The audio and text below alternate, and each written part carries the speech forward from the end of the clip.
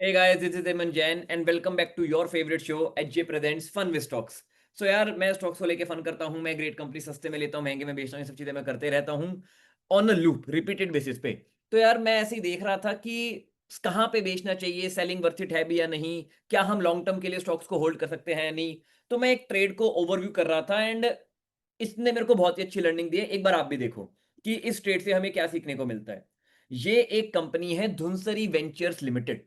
धुनसरी Ventures Limited company को मैंने कई महीनों पहले बाय किया था 353 के प्राइस पे। उसके बाद मैंने 500 के आसपास उसे बेच दिया था। फिर वो वापस 350 के आसपास आया तो 342 पे मैंने फिर से बाय किया। करेंटली भी मैं आटे में नमक जितना 3% प्रॉफिट में हूं। तो एक बार मैं इसके चार्ट पे ले जाके आपको दिखाना चाहूंगा। This was Dhunseri Ventures. Recent data study करो नहीं करो दैट्स फाइन, मैं कोई लेवल नहीं दे रहा हूं, I am not SEBI registered, मैं कोई टिप नहीं दे रहा हूं, मैं बस आपके साथ अपनी लर्निंग शेयर कर रहा हूं। तो मैं 3 महीने का डेटा गायब कर देता हूं। Allow me just 1 second. We are in October, सितंबर, जुलाई, जून, मई में चले जाते हैं, फर्क नहीं पड़ता, चार्ट सिमिलर लेवल पे है। तो इसने मेरे को क्या लर्निंग दी है आप देखो।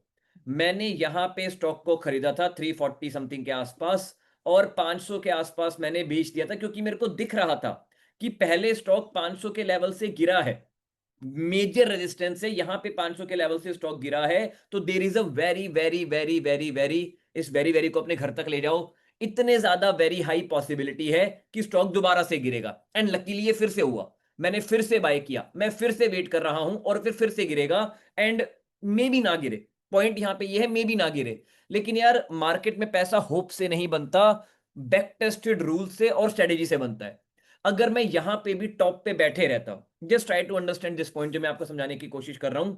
अगर मैं टॉप पे बैठे रहता कि नहीं नहीं ये स्टॉक तो ब्रेकआउट देगा जैसा पहले दिया था, जैसे यहां पे आप देख पा रहे हैं, इस रेंज से स्टॉक, इस रेंज से स्टॉक बार बार गिरता है। और जो है, तो 3 4 बार सेम लेवल से स्टॉक गिरा है, एक बार टूट के भाग गया ठीक है। ब्रेकआउट वाले 1 2 बार पैसा कमा लेते हैं, लेकिन लॉन्ग रन में ज्यादा पैसा जो है वैल्यू वाले क्रिएट करते हैं।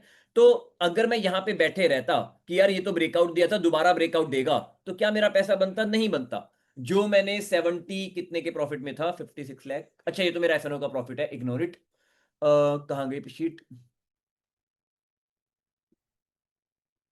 यस। जो मैं 73,000 रुपीज के प्रॉफिट में था, वो प्रॉफिट पूरा वाइप आउट हो जाता अगर मैंने सही टाइम पे सही डिसीजन नहीं लिया होता तो यार पॉइंट बस इतना सा है कि ब्रेकआउट के पीछे मत भागो एंड राइट टाइम पे सेलिंग, करेक्ट टाइम पे सेलिंग बहुत ज्यादा जरूरी है। पॉइंट बीइंग कि आप नहीं बेचोगे तो कोई और बेचेगा। क्योंकि ये जो बार बार सिमिलर लेवल से स्टॉक गिरते हैं ना, दीज आर इंस्टीट्यूशनल्स है जो यहाँ पे एक्टिव है। और वो सेम लेवल पे जो अपनी प्रॉफिट बुकिंग करते हैं, स्टॉक वापस गिर जाता है, दोबारा ले लेते हैं, ऊपर ले जाके दोबारा बेच देते हैं। कभी कभी ब्रेकआउट भी उन्हें देना पड़ता है, मजबूरी है, क्योंकि वो ब्रेकआउट देंगे तभी तो जो है 99% रिटेलर जो ब्रेकआउट ट्रेडिंग के पीछे भागते हैं तभी तो वो मार्केट में रहेंगे। अगर इंस्टीट्यूशनल्स ने ब्रेकआउट प्ले बंद कर दिया या आपको फेक ब्रेकआउट या रियल ब्रेकआउट जो भी दिखाना बंद कर दिया, तो सारे ही ब्रेकआउट ट्रेडिंग करना बंद कर देंगे। इसीलिए कभी कभी स्टॉक तोड़ के ऊपर भी जाता है, एंड अगर स्टॉक ग्रो कर रहा है तो ऊपर जाएगा। लेकिन इन माई एक्सपीरियंस मैंने अपने 6 7 साल के ट्रेडिंग करियर में जो जो जिस तरीके के रूल्स एंड स्ट्रेटेजीज सीखी है, फॉर मी साइडवेज जो स्टॉक डांस कर रहे होते हैं, इस तरीके से जैसे ये डांस कर रहा है, मैं एक बार ड्राइंग को रिमूव कर देता हूं। मैं एक बहुत ही बड़ा रेक्टेंगल बनाऊंगा, आप ध्यान से देखना। इतना बड़ा रेक्टेंगल ड्रॉ किया है, जो स्टॉक इस रेक्टेंगल में डांस कर रहा है, the most logical strategy you can play इस कि ऐसे बॉक्स वाले स्टॉक्स को ढूंढो जो बॉक्स में डांस कर रहे हो। नीचे बाय ऊपर सेल, नीचे बाय ऊपर सेल, नीचे बाय ऊपर सेल, और उसके बाद दूसरे स्टॉक को ढूंढो। कई लोग क्या करते हैं, सर ये स्टॉक ऐसे ऐसे ऐसे ऐसे करके ऊपर गया, मैंने बेचा और उसके बाद और ऊपर चला गया, तो जाने दो, जाने दो ना। जिस बंदे की किस्मत में ब्रेकआउट ट्रेड प्रॉफिटेबल लेना लिखा है उस मोमेंट पे वो खुश रहेगा, या जो लॉन्ग टर्म इन्वेस्टर है उसको पैसे कमाने दो। आपको सारे पैसे क्यों कमाने हैं? तो यार ये एक सबसे मेजर पॉइंट है जो मेरे को हाईलाइट करना था, कि जो मेरी लर्निंग रही है इन मार्केट, प्रॉफिट बुकिंग बहुत जरूरी है। Why selling at the right point is absolutely necessary, and why अगर आप नहीं बेचोगे तो कोई और जरूर बेचेगा। अब डीवीएल बेशक मेरे बाइंग लेवल पे है, लेकिन मैं कोई टिप नहीं दे रहा हूं, मैंने खरीदा हुआ है, you can decide on your own. ये बस एक लर्निंग थी कि आप नहीं बेचोगे तो कोई और तो बेचेगा। Classic case HUL. एचयूएल भी अभी रिसेंटली अपने स्ट्रॉन्ग रेजिस्टेंस लेवल पे गया था, धड़ाम से गिर गया। Classic case Dabur. डाबर भी अपने नॉट सो स्ट्रॉन्ग बट या रेजिस्टेंस पे गया था, जहां से बार बार गिरता है, वापस से गिर गया, और स्ट्रॉन्ग सपोर्ट पे आया हुआ है जहां से वापस से बढ़ता है, वापस आ गया। तो आप खुद देखो ना, ये स्टॉक एक, मतलब एरो ड्रॉ करता हूं मैं, एक बार ऊपर, ठीक है, जस्ट 1 सेकेंड, या दूसरी बार ऊपर, तीसरी बार ऊपर, चौथी बार ऊपर, पांचवी बार ऊपर, और आप में से कुछ लोग कह रहे हैं छठी बार नहीं जाएगा। क्यों नहीं जाएगा यार? चीजें ऐसे वर्क करती हैं। थोड़ा सा इस तरीके से मार्केट में सोचो, एंड थोड़ी सी बड़ी रेंज में सोचो। जैसे डाबर भी छोटी रेंज में है, बहुत खास नहीं बोलूंगा मैं, लेकिन लार्ज कैप के लिए चलता है। But small cap mid cap के लिए अगर आप इस तरीके की रेंज ढूंढ रहे हो, अगर आप इस तरीके के स्टॉक्स में काम कर रहे हो, या फिर रेंज आप फाइंड करने की कोशिश कर रहे हो, तो मिनिमम मिनिमम 30% होनी चाहिए, उससे कम नहीं चलेगी। डाबर जैसे लार्ज कैप में, या HUL, रिलायंस, HDFC बैंक, इस तरीके के बड़े बड़े कंपनी में जो है 20-25% की रेंज भी चलेगी, रेयर ओकेजन में 15-20% भी चलेगी। But small cap mid cap में ट्राई टू मेक श्योर कि वो रेंज कम से कम 30% की होनी ही होनी चाहिए। जब भी आपको ऐसी कोई रेंज वाला ग्रेट स्टॉक बाइंग लेवल पे मिले, let me know in the comment यार, I will analyse it for you. जैसे रिसेंटली मेरे एक स्टूडेंट ने ही स्टॉक एनालाइज करके भेजा है, जो इसी स्ट्रेटेजी के अकॉर्डिंग, जो मैंने आपको रेंज स्ट्रेटेजी डेवलप की है, इसको SNR बोलते हैं, सोनाकोम्स करके है, जो इसी स्ट्रेटेजी के अकॉर्डिंग धूल चाट रहा है। आप देखो, अब देखो, मैं कोई टिप नहीं दे रहा हूं, मैं बस एक क्वेश्चन यहां पे अराइज कर रहा हूं, जिस क्वेश्चन का आंसर मेरे को कमेंट में चाहिए। बेशक सोनाकॉम खरीदने के बाद 20% और गिर सकता है, ये लो मैं खुद कह रहा हूं, बड़े आराम से गिर सकता है, डज नॉट मैटर। लेकिन यार थोड़ा सा और गिरने के डर से क्या यहां पे हमें बाय नहीं करना चाहिए? करना चाहिए या नहीं करना चाहिए? It's my question.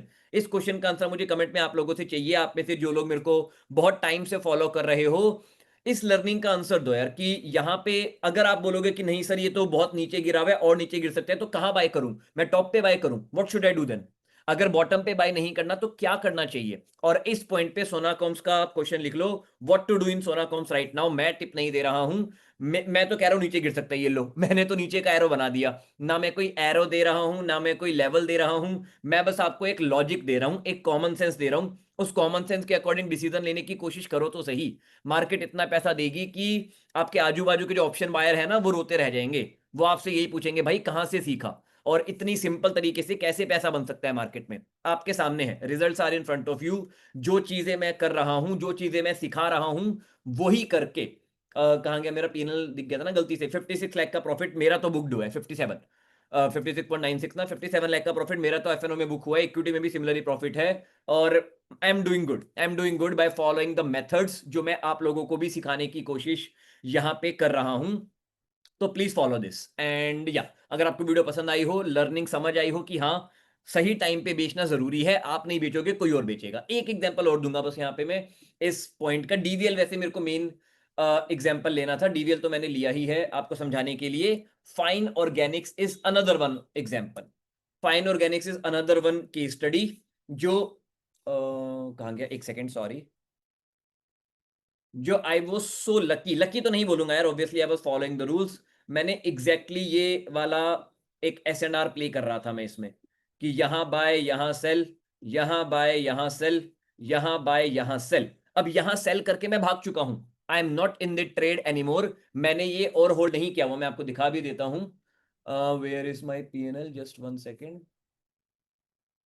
Yes, fine ORG, जब भी ट्रेड लिया था आ जाएगा इसमें, यस 24% का प्रॉफिट। और ये तो मैंने हैवी उससे लिया था, मतलब मल्टीपल ट्रेड लिए थे मैंने, 8 लाख के आसपास की बाइंग शो कर रहा है, और 2 लाख रुपए का प्रॉफिट इसमें मैं बुक कर चुका हूं, बाय डूइंग द थिंग्स जिससे मेरा पैसा बन रहा है। मैं आपको वही सिखा रहा हूं, आपको बस फॉलो करनी है। लेकिन कई लोग फिर भी फॉलो नहीं कर पाते, तो प्लीज यार देखो, अब मैं यहाँ पे कोई टिप नहीं दे रहा हूं, मैं बस आपको हिंट दी है कि सोनाकॉम जैसे स्टॉक्स ढूंढो। Late me know in the comment, and मैं उन पे और वीडियो बनाऊंगा कि मेरे स्टूडेंट्स ढूंढ के लाए हैं, मेरे को प्राउड फील होगा। बट अगेन, ये स्टॉक अगर और गिर गया, गिर सकता है, यही मार्केट का बिहेवियर है, there is always risk in the market. और गिरने के बाद आप रोगे कि हेमंत सर आपने बाय कराया था, भाई अभी अनसब्सक्राइब कर दो, कोई दिक्कत नहीं है।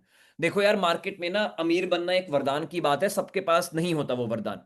मैं पूरी दुनिया को अमीर नहीं बना सकता, बस जो लोग लॉजिकली सही चीजें सीखना चाहते हैं, मैं उन्हीं को सही तरीके से गाइड कर सकता हूं मार्केट में। तो अगर आप उनमें से हो कि स्टॉक खरीदा, सब कुछ अच्छा था हमारे खरीदते वक्त, उसके बाद कुछ चीजें खराब होगी जिसकी वजह से स्टॉक गिर गया, and after that you might look for someone to blame. Retailers की आदत है यार, retailers are another breed of losers. कुछ लोग, नॉट ऑल, कुछ लोग होते हैं जो अपने लॉसेस का ब्लेम किसी पे देना चाहते हैं। मैं इन दिनों एक स्टूडेंट से बात कर रहा था, तो मेरे स्टूडेंट्स ने मिलकर अपना कोई ग्रुप क्रिएट कर लिया। तो उस ग्रुप में उन्होंने शेयर किया था क्लीन साइंस। क्लीन साइंस में मेरी एक बाइंग अपॉर्चुनिटी बन रही है, आप जाके चेक कर लेना। स्ट्रेटेजी में क्लास में डिस्कस कर देता हूँ। तो सुपर स्ट्रेटेजी के बेसिस पे क्लीन साइंस में बाइंग है। उस स्टूडेंट ने वो उस ग्रुप में डाला था कि क्लीन साइंस बाय कर सकते हैं, एंड अपेरेंटली उसके बाद वो क्लीन साइंस गिर गया। 10-15% गिर सकते हैं, कोई बड़ी बात नहीं, मैंने और बाय किया है। तो पीपल स्टार्टेड ब्लेमिंग हिम कि भाई तूने बोला था क्लीन साइंस बाय करने के लिए, क्या तूने खुद बाय किया? तो यार कोई फायदा नहीं है, मतलब इस तरीके से आप अमीर नहीं बन पाओगे। लर्निंग को एम्ब्रेस करो कि हाँ यार, मार्केट का पैटर्न क्या है, मार्केट का बिहेवियर क्या है, मार्केट हर वक्त ऊपर ही जाती रहती है या फिर ग्रेट कंपनी सस्ती महंगी होती है, व्हाट इज द बिहेवियर, आपको क्या बिहेवियर लॉजिकल लगता है, उस बेसिस पे रिएक्ट करो। मैंने मोमेंटम ट्रेडर्स को कभी प्रॉफिटेबल नहीं देखा। आई विश मैं बोल सकता एक दो लोगों को देखा है, बट नहीं, जो इस तरीके के काम करते हैं जो मैं आपको सिखा रहा हूं, उन लोगों को मैंने बहुत पैसा बनाते हुए देखा है। 50 करोड़, 100 करोड़, 200 करोड़, बहुत अमीर बनते हैं वो लोग। लेकिन जो मोमेंटम ब्रेकआउट ब्रेकआउट खेलते रहते हैं, they are not that rich. And जो लॉन्ग टर्म के भी, चलो उनकी एक्टिव सोर्स ऑफ इनकम होती है, जो लॉन्ग टर्म वाले रिच होते हैं। तो वरना अगर आपको स्विंग ट्रेडिंग से पैसे बनाने हैं, this is the best way जो मैं आपको सिखा रहा हूं। ये वन ऑफ द स्ट्रेटेजी है जो मैं अपने कोर्स में सिखाता हूं, जो मैंने यहाँ पे रिवील की है कि इस तरीके से बड़ी सी रेंज में कोई स्टॉक डांस कर रहा है तो उस डांस का फायदा उठाना सीखो। And main learning, right point पे सेल करना बहुत ज्यादा जरूरी है। आप नहीं बेचोगे, कोई और बेचेगा। It's as simple as that. और किसी पावरफुल प्लेयर ने बेचा, स्टॉक धड़ाम से नीचे गिर जाएगा। It's as simple as that. Do this and let me know आपको किस तरीके के रिजल्ट्स मिल रहे हैं। For me this kind of analysis is profitable and positive, and मेरा बड़ा पैसा बन रहा है, मेरे स्टूडेंट्स का भी अच्छा पैसा बन रहा है। Let me know your views in the comment section, and I will see you in my next video very soon. Bye bye, take care and happy investing. Bye bye and Jai Hind.